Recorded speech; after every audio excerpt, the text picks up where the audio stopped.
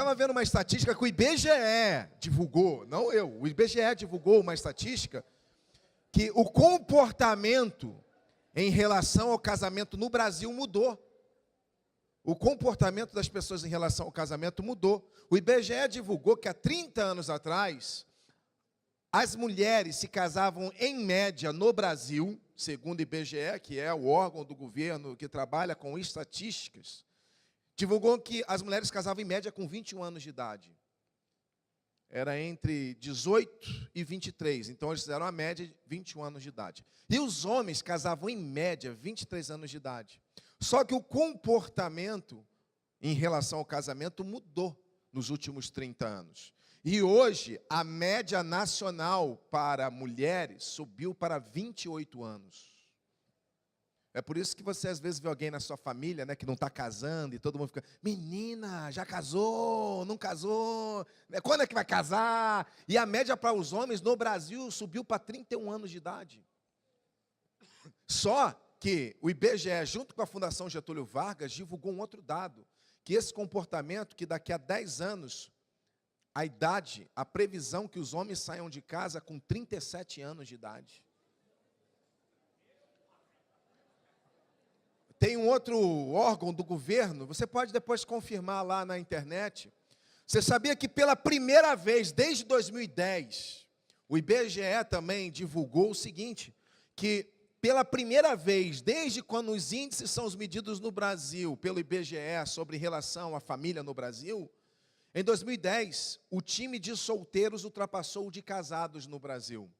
Claro que essa média é a partir dos 18 anos. Então, durante toda a história aí no Brasil, o time de pessoas casadas sempre foi muito maior do que o de solteiro. O mercado, hoje, imobiliário, está investindo em apartamentos pequenos. Por quê? Porque hoje o índice de pessoas que estão evitando o casamento, né? E mais, quer outro comportamento que mudou aos pastores que estão aqui, é importante, é bacana a gente saber disso.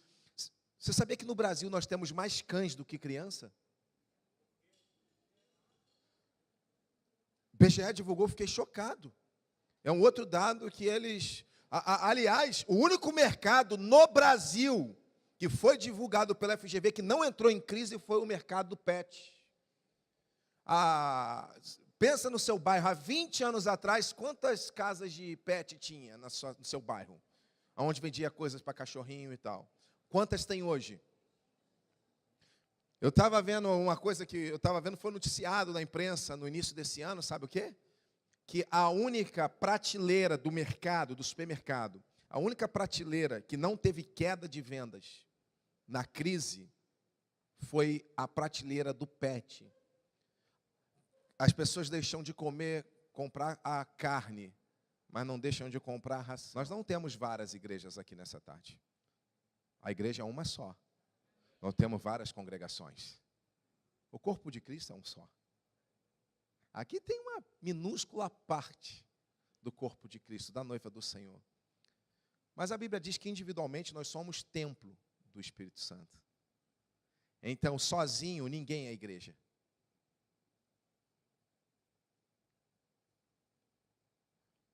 Mas sozinhos somos morada do Espírito Santo, amém? Sozinhos não somos a noiva, porque a noiva é uma só. Né? Existem pessoas hoje, jovens, que estão milionários sem nunca ter saído, sem nunca ter tido um emprego.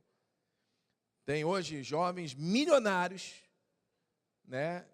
Youtubers hoje, que estão milionários sem nunca ter acordado cedo, sem nunca ter pego um ônibus para trabalhar, sem nunca saber o que é jornada de 8 horas de trabalho. Estão milionários. Antigamente, para ficar milionário, a pessoa levava uma vida. Hoje tem youtuber milionário. Não é um, não é dois. João 3,29. Diz assim: a noiva pertence ao noivo. Mas o amigo do noivo, que está presente, que o ouve, regozija-se muito com a voz do noivo. Assim, pois, este meu gozo está completo. E o versículo 30, que nós conhecemos bem de cor: convém que ele cresça e que eu diminua. Queridos, como estou falando para líderes, vocês sabem, essa é uma declaração de João o Batista, né? E, claro, João faz uma declaração dessa, é uma declaração profética, porque a igreja, né, não ainda estava constituída. Naquele tempo, a noiva, no Velho Testamento, nós sabemos, Israel, e depois, né, do ministério de Jesus, Jesus se tornou o noivo, e a noiva nós sabemos que é a igreja, né? Então, nesse sentido, no sentido de ver a igreja, era algo que João estava falando. E a primeira vez que eu li isso, irmãos, eu falei assim, peraí, como é que é? E eu vi essa expressão, me saltou os olhos, o amigo do noivo. Essa é a única passagem na Bíblia que fala sobre esse personagem, o amigo do noivo. Só que quando eu li isso, me saltou os olhos, amigo do noivo. Porque João aqui cita com tanta naturalidade que parece até que a gente sabe do que ele está falando, né? E quando a gente pensa em amigo do noivo, é o colega lá do noivo que vai casar, né? E tudo mais. Então eu falei, mas quando me saltou os olhos, eu falei assim, eu comecei a estudar e a buscar informação que seria o amigo do noivo. E aí eu comecei a entender o contexto histórico nos dias de Jesus a respeito desse personagem, o amigo do noivo. Nós sabemos que casamento nos dias de Jesus os costumes são bem diferentes dos nossos hoje, né? Nos nossos dias hoje, os jovens têm o privilégio de namorar, né? Nos dias de Jesus não tinha isso. Nos dias de Jesus o costume era o noivo abordar o pai da noiva. Então, todo o contato do noivo era basicamente com o pai da noiva, né? E aí eu fui estudar e eu vi que entre os hebreus o hábito era... eles tinham festas que eram prolongadas. Aqui no Brasil, quem já casou achou que fazer uma festa de casamento uma noite é caro. Imagina lá nos dias de Jesus, né, que eram vários dias, né? Eu fico imaginando, meu Deus, como deu trabalho para uma cerimônia de 1 hora, né? Eu imaginando lá nos dias de Jesus, que eram vários dias, né, a celebração do casamento.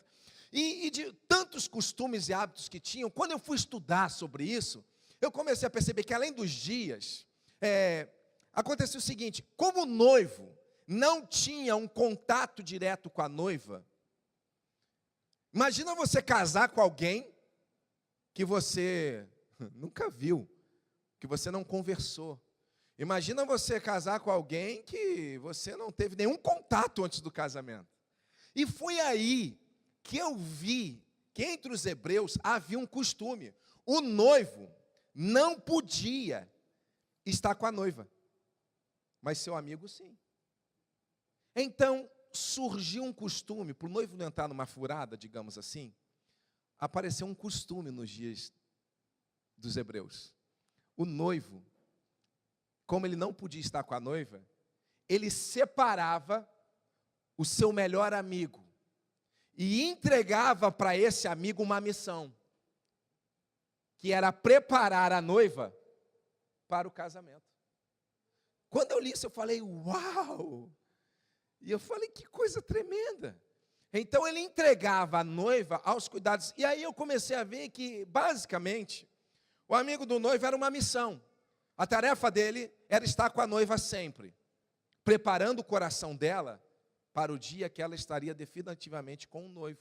E aí surgiu, nos dias, pelo menos, de Jesus, porque nos estudos não se diz quando que surgiu esse costume, mas nos dias de João, havia esse hábito, esse costume, era costume, e apareceu essa missão, o amigo do noivo.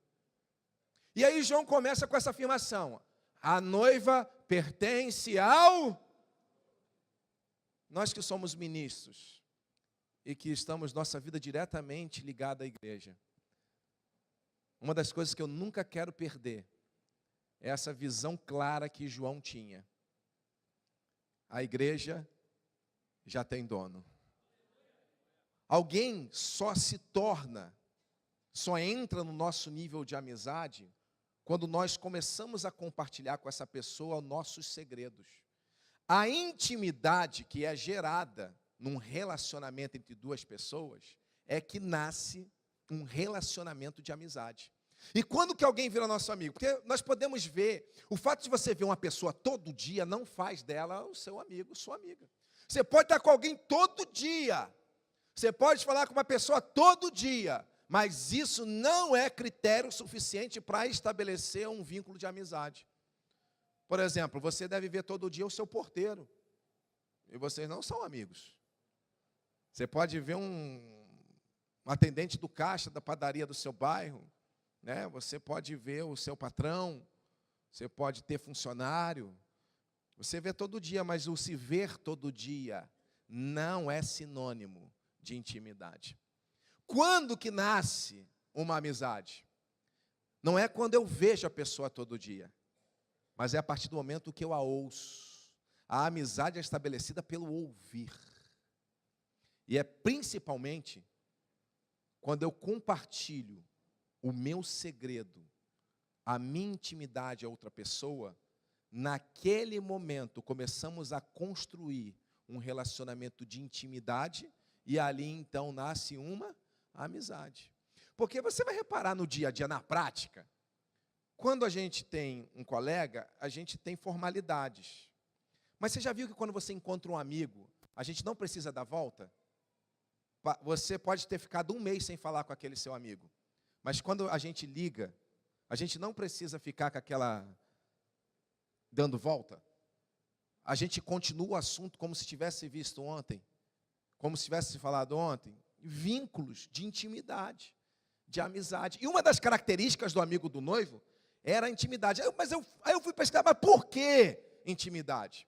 Porque era o amigo do noivo, tinha a missão de revelar à noiva a intimidade do noivo que ele conhecia. Fazia parte da missão do amigo do noivo revelar à noiva as preferências do noivo. Então eu vou agora, como o pastor Luciano Subirá me ensinou, eu vou imaginar, vou alucinar agora. Né? Isso não está escrito, mas contextualizando para ganharmos tempo. O amigo do noivo tinha que preparar a noiva para o casamento com coisas simples. Dizer, olha, ele gosta de feijão. Eu estou alucinando, tá, gente? Estou aqui só prospecção. Ó, ele gosta de feijão do caldo grosso. Ele não gosta de feijão chuá plim-plim. Você conhece o feijão chuá plim-plim? É aqui que você pega a concha assim e vai chuá plim-plim. Né? Então, ele não gosta do feijão aguado. A missão do amigo do noivo era revelar à noiva a intimidade daquilo que o noivo gostava. Fazia parte da missão dele. Ele tinha que revelar segredos, que ele gostava de arroz, não podia ser arroz vaticano. Só tem papa, né? Tinha que ser aquele soltinho. Ele tinha que revelar à noiva as preferências íntimas do noivo. Era por isso que ele separava o seu melhor. Não era uma tarefa para vários. Era o amigo do noivo. Era o cara que o conhecia. Porque a missão dele era revelar à noiva a intimidade do noivo. Só por aí eu já pensei, meu Deus, que coisa fantástica, que coisa profunda. A segunda coisa era a obediência. E no texto que a gente leu, João fala sobre isso. O amigo do noivo que lhe assiste. Quando eu fui ver no grego, que lhe assiste é o que lhe obedece, é o que lhe serve. Quando eu fui estudar nessa questão do contexto dos hebreus, o amigo do noivo precisava ser obediente às instruções do noivo. Sabe por quê? Porque o noivo não tinha contato com a noiva. Mas sabe por onde que ele mandava as mensagens para a noiva? Através do seu melhor. Então o noivo, ele não podia ter criatividade, ele tinha que abrir mão dos seus talentos, ele tinha que abrir mão das suas qualidades, seus atributos, porque ele tinha a missão de levar a noiva. E quando eu estudei, você vai ver que no livro de Cantares, você vai ver alguns textos que aparecem, ó filhas de Jerusalém, diga à minha amada que eu estou me derretendo. Você já viu isso? Era já uma prática que depois se transformou do amigo do noivo, que era isso, era o costume. O noivo não mandava diretamente, às vezes, para a noiva, ele mandava mensagem pelas pessoas. Agora, você imagina, o amigo do noivo, ele só podia falar à noiva aquilo que o noivo verdadeiramente falou. Porque vai que ele falava coisas para ajudar o noivo lá, para limpar. Olha, o noivo falou. E aí ele falava coisas que o noivo não disse. Olha a situação. Ele revelasse à noiva coisas que o noivo não disse. Então, uma das coisas que eu percebi lá é que um dos critérios da missão do amigo do noivo, ele precisava ser obediente. Ele precisava ser fiel, fidedigno às orientações que o noivo dava. Em outras palavras, ele não podia inventar moda. Porque o amigo do noivo, ele não andava na agenda da noiva, ele andava na agenda do noivo. E a gente, como ministro, muitas vezes, a gente não percebe, mas podemos cair no risco de estarmos tão envolvidos na agenda da noiva e desalinhado com a agenda do noivo. Mas eu sei que o Senhor te trouxe aqui nessa conferência, porque as palavras que você tem recebido aqui desde ontem é para também trazer um alinhamento nas nossas agendas. E o quarto ministério, porque o ministério estressante é aquele, você já viu aquelas expressões assim do enxugando gelo? Rema, rema, rema e não sai do lugar? Já viu aquela quando é andando em círculos? Isso não serve só para o ministério. Isso serve para a carreira, a vocação, serve para qualquer área da nossa vida. É quando a gente faz, a gente não tem tempo e não tem também os resultados. A gente sacrifica a agenda, a vida, a saúde. E mesmo assim, a gente não consegue alcançar as metas, as expectativas, os objetivos de vida, de vocação, de ministério, de carreira, de profissão. Isso é para qualquer área da nossa vida. E o quarto e último, que seria o ideal, que é o ministério produtivo. O ministério produtivo, queridos, tem tempo e tem resultados. Você tem resultado e ainda te sobra tempo para fazer as coisas que você precisa e que você gosta.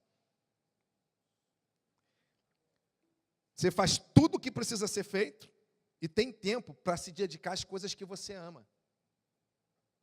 E essa é a grande luta da minha vida até hoje. Porque eu vivo sempre nesse limiar entre um ministério ocupado, um ministério estéril, até hoje. Agora, então, com 7 anos rodando o Brasil, ministrando todo final de semana. Por exemplo, esse é o 14º dia consecutivo que eu estou pregando.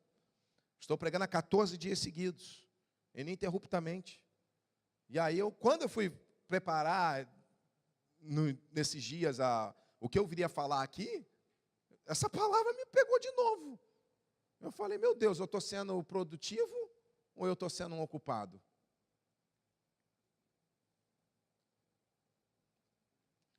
O ministério produtivo,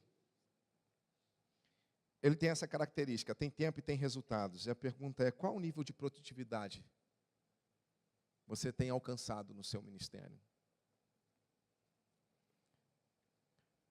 E a terceira, para a gente terminar. Terceira missão. A primeira, intimidade. Segundo, obediência. Terceiro, anote aí, lealdade. Era uma terceira característica da missão do amigo do noivo enquanto cuidava da noiva. Lealdade em 2 sentidos, irmãos.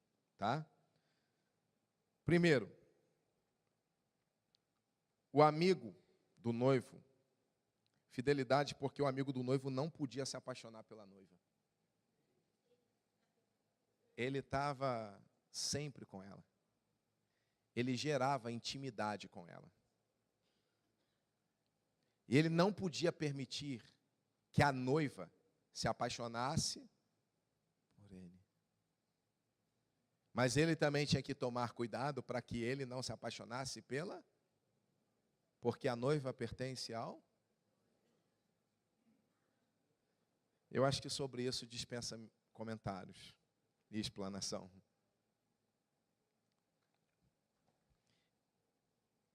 E ele também precisava de um nível de fidelidade, porque, como eu falei, uma das missões mais difíceis do amigo do noivo era despertar na noiva paixão por ele. O amigo do noivo tinha a missão de despertar no coração da noiva paixão por aquele que ela nunca viu.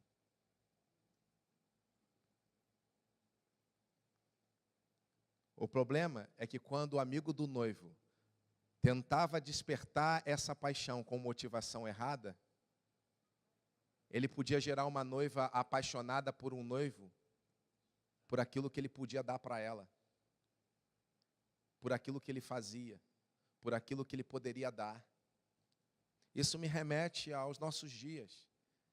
Quando você vê, às vezes, amigos do noivo que podem estar despertando na noiva interesse pelo noivo por aquilo que ele pode dar para ela, e não por aquilo que ele é. Alguns até, talvez, na boa intenção, não posso julgar. Na intenção de despertar nas pessoas interesse por Jesus, mas às vezes elas despertam com a motivação errada. E ele precisava dessa lealdade, dessa fidelidade na mensagem dele.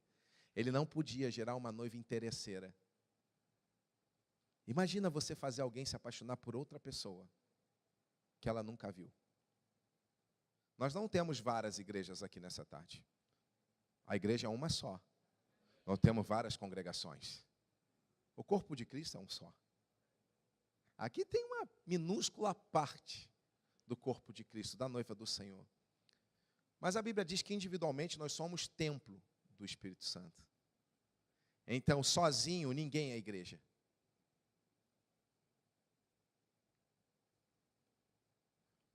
Mas sozinhos somos morada do Espírito Santo, amém? Sozinhos não somos a noiva. Porque a noiva é uma só.